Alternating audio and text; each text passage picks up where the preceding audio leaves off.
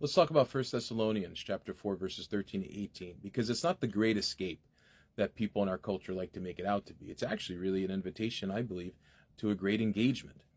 In our culture, it's often taken as proof for the so-called rapture. Now, the rapture is this idea that at the end of the world, the faithful would be snatched away. But remember, that's a relatively new idea that comes about in the 1800s. Paul is offering hope for those who have died and those who are grieving. It's an emphasis of the resurrection of the body. And he's using some metaphors, and there's always risk for metaphors. But when he just talks about meeting the Lord, it's not that we're going to be stuck in this mid-air meeting and fellowship with Jesus.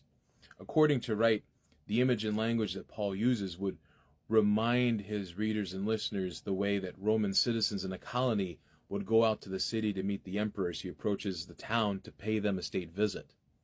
Then the citizens would accompany the emperor back to the city itself. So what Paul's doing here is giving us an image of meeting Jesus and accompanying him back to the new earth over which he'll reign. So God comes to meet us, to dwell with us.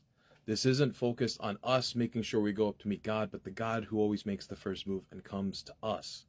So as we worship around word and sacrament and community, who do we meet and receive? It's Christ. The church describes worship around word and sacrament as heaven on earth. And then we're sent from that place with our Lord into the world that is focused on being signposts of God's kingdom, trusting in God's promises, having hope in God's future, and sharing God's love that desires to lift up the suffering, console those who are hurting, and serving the needs of our neighbor. Because our faith isn't an invitation to a great escape, but it's an invitation to engagement with the world that God so loves.